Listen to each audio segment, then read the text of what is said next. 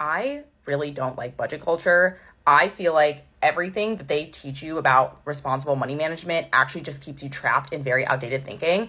And I want to talk about the enduring myth of budget culture and why it is hurting people's finances instead of helping them. And budget culture is dominated in the personal finance world and is basically a set of rigid beliefs about what equals financial responsibility. Chief among them is that your entire financial life should be oriented towards a big financial goal like buying a house, and you should kind of cut back on everything that isn't essential to reach these kind of larger goals that have often been associated with the American dream. And this dogma has created a very powerful psychological framework that shapes how we evaluate our own financial choices. So something that doesn't lead to buying a home, maybe starting a family, is often viewed as irresponsible or wasteful, which can create, stress and anxiety for people. And this happens a lot in the calculation of buying versus renting, where people say renting is wasting money. Like if you're not, actively working to buy a house instead of renting, it's a waste of money. And I think a lot of people can agree that the American dream is sort of becoming eroded. There's very high inflation. A lot of people are living paycheck to paycheck. People are carrying high amounts of credit card debt, other types of debt.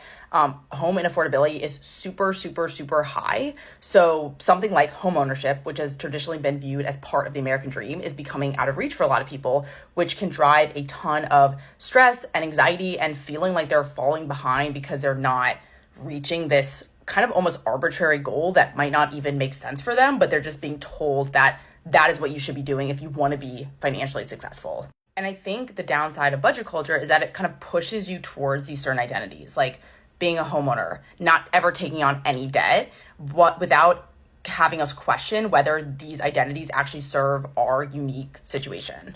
I talk about this all the time, but having true financial wellness is aligning your financial decisions with your own personal values. So if you are someone that really values freedom and flexibility, buying a home may not make sense for you. It actually might make sense to rent, where you might get more flexibility, ability to move. All your assets aren't kind of tied up in a home.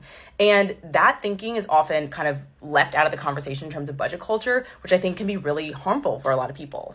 And I'm not saying that you should not be striving to buy a home or you shouldn't be saving or anything like that.